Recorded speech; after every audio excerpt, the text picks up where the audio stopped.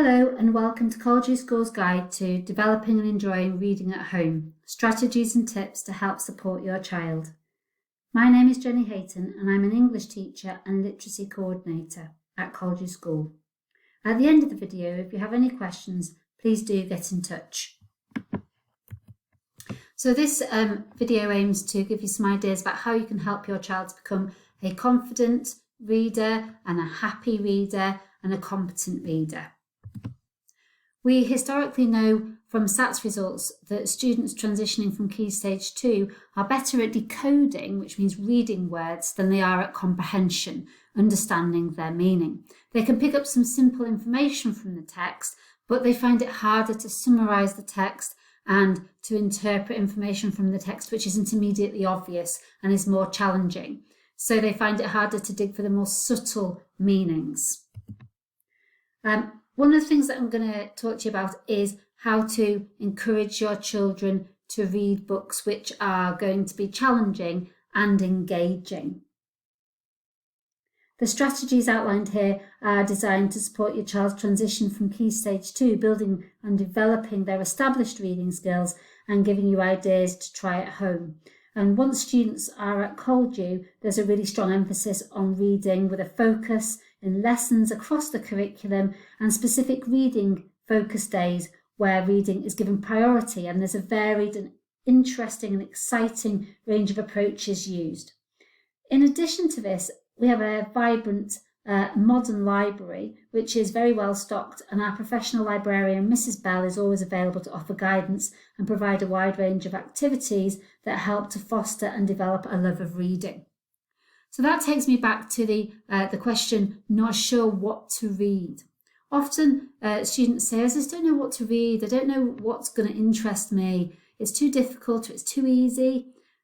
So through our website, before September, you'll be able to find a really good specific reading list for students who are transitioning from Key Stage 2 to Key Stage 3. And once your child has started and is a student with us in September, you can access the virtual learning environment, Firefly, where there's lots of information, including reading lists and information about individual authors.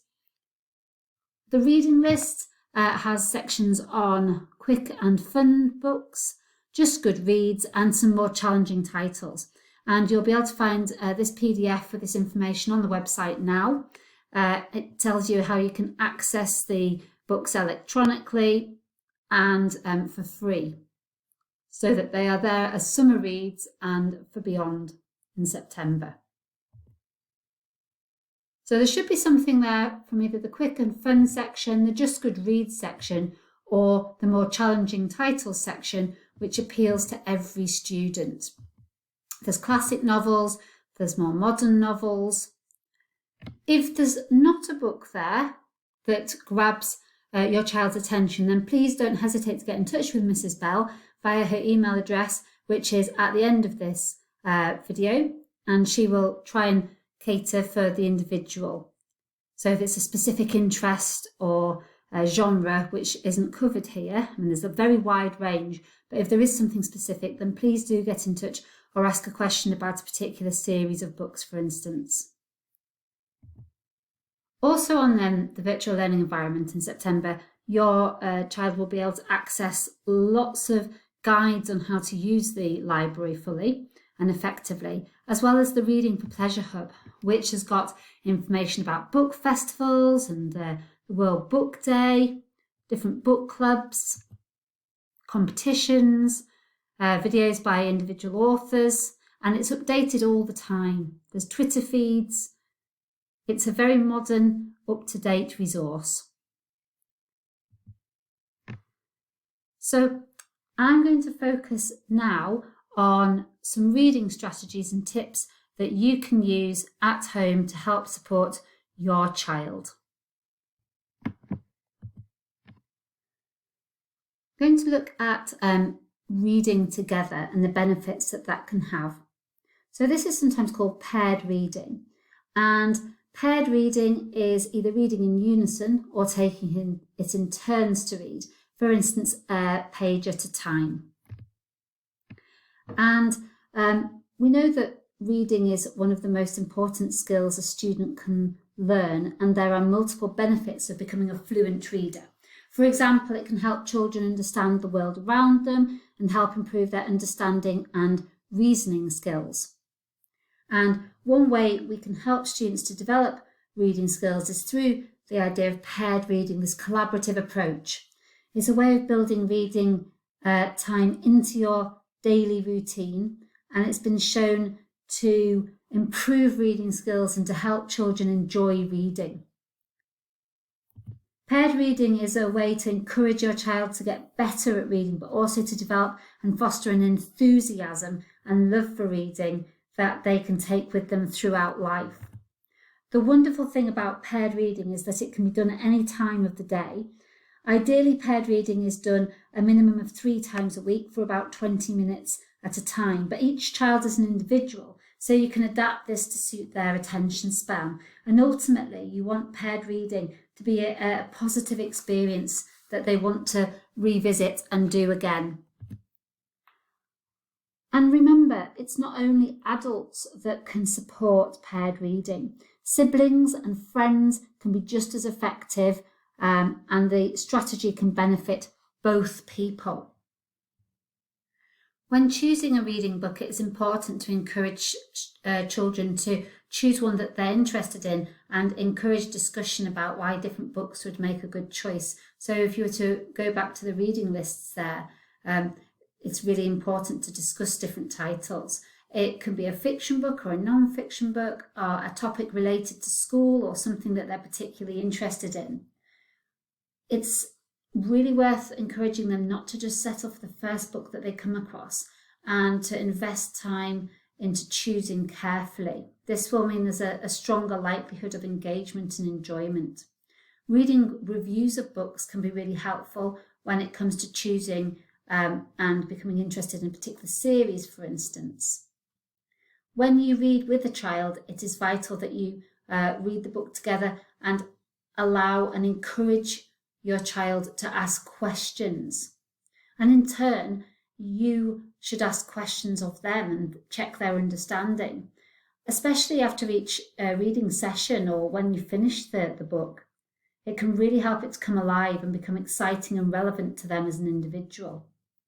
There will be a sense of achievement that they have understood and have made progress as they get their questions answered or answer the questions correctly. And all children are different, so if you need to adapt any of the strategies for paired reading, then that's fine. For instance, if they don't want to read aloud initially and they want to read quietly to themselves for a page and then answer some questions, you're still collaborating, you're still sharing the experience of reading together. So, summarising paired reading. P stands for perseverance. Keep trying. A, ask questions. Talk about what you're reading. Make predictions. I, if stuck, wait 4 seconds and get the reader to sound the word out and then blend the sounds back together. R stands for reading together, either reading in unison or taking it in turns. You model the pace and how punctuation helps you to make sense of what you read. It's really important that you show where you should pause, where there's commas and full stops to make sure that it's clear and that they understand what they've read. E stands for encouragement, praising the reader, making it fun, making them feel relaxed. D, drop in and out. Let the reader read alone for a sentence or two if you're reading in unison, and then when they get stuck, you can rejoin the reading. So that's some of the strategies for paired reading. The 4 seconds can feel like a long time, but it's really important to give that take-up time, that thinking time. So count those 4 seconds in your head before you step in and offer the solution, the right answer. If you're breaking the word down, sound out each segment of the word and then blend the sounds back together to say the word. So segmenting is the ability to hear a word and identify the individual sounds that make up the word. So for instance, if we look at the word man, to segment, you hear the word and you segment the sounds. M, a, n.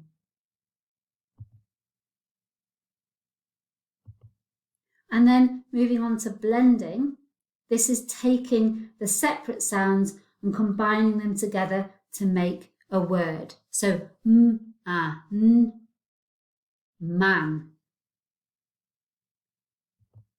Once students understand that words can be broken into individual sounds, they will usually have no difficulty spelling and reading these words. If you have any concerns about this, then as I say, do get in touch.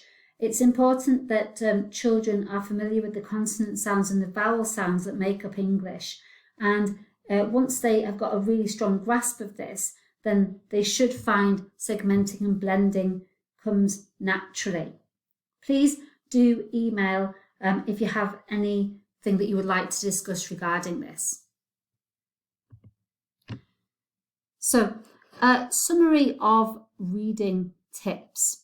To make sure that your child has really understood what they're reading, remember to talk to them about the text. Ask them questions. Make predictions. What do you think will happen next? Explain what's happened. And then discuss why did that character do that?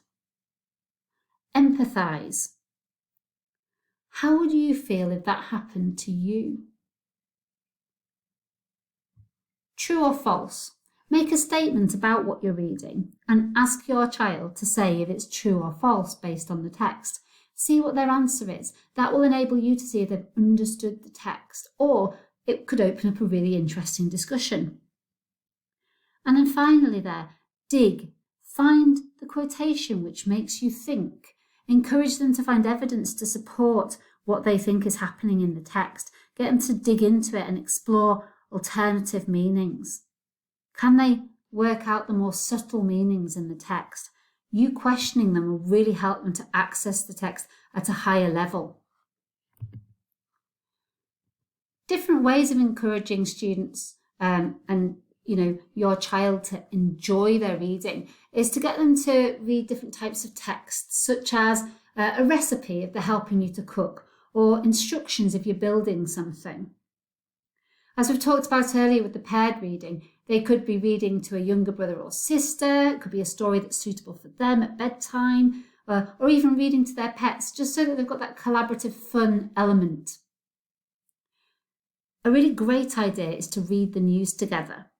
And this can either be a newspaper or through a tablet or a phone, and discuss what's happening. Identify unfamiliar words. Use this as an opportunity to discuss the interesting and important events and issues that are happening in the world. This is a fantastic way to increase vocabulary and to show your child that reading is a gateway to knowledge and understanding. I hope that this video has provided some useful strategies and tips to encourage reading at home. If you have any questions based on anything that we've covered today, then please don't hesitate to get in touch. You can either contact me, Jenny Hayton, on my email address, which is there, or our librarian, Mrs. Bell, and we'd be really delighted to discuss and to help you with anything at all relating to literacy and specifically reading skills. Thank you very much for watching.